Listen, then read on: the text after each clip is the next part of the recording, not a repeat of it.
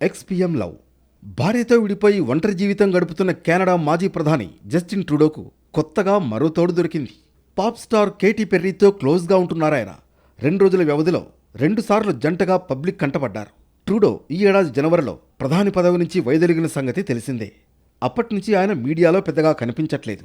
మరోవైపు తన కొత్త ఆల్బమ్ 143 ప్రమోషన్స్ కోసం పెర్రీ ప్రస్తుతం కెనడాలో ఉన్నారు. ఈ క్రమంలో ఇద్దరూ మాంట్రియల్లో చట్టాపట్టాలేసుకుని కనిపించారు. తాజాగా జూలై 28వ తేదీన ఈ జంట ప్రైవేట్ డిన్నర్కి వెళ్ళింది. ప్రైవేట్ కార్నర్ టేబుల్ వద్ద కూర్చుని విందు ఆరగించారు. తర్వాత కాసేపు కబుర్లు చెప్పుకుని రెస్టారెంట్ కిచెన్లోకి వెళ్లి సిబ్బందికి థ్యాంక్స్ చెప్పారు. తర్వాత దగ్గరలోని ఓ బార్కి వెళ్లారు. అక్కడ వీరు కలిసి మాట్లాడుకుంటున్న దృశ్యాలను ఎవరో వీడియో తీసి సోషల్ మీడియాలో షేర్ చేశారు.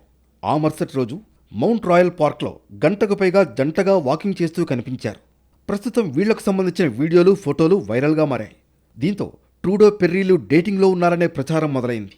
ఈ ప్రచారాన్ని ట్రూడో పెర్రీ తరఫున ఎవరూ ఖండించలేదు.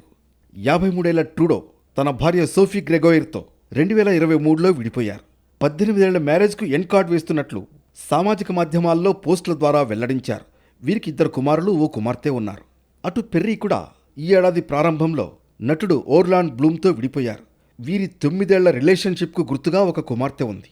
అంతకుముందు 2010లో నటుడు రస్సెల్ బ్రాండ్ను వివాహం చేసుకుంది. రాజస్థాన్లో హిందూ సాంప్రదాయంలో వీరి పెళ్లి జరిగింది. కానీ 14 నెలల తర్వాత ఈ జంట విడిపోయింది.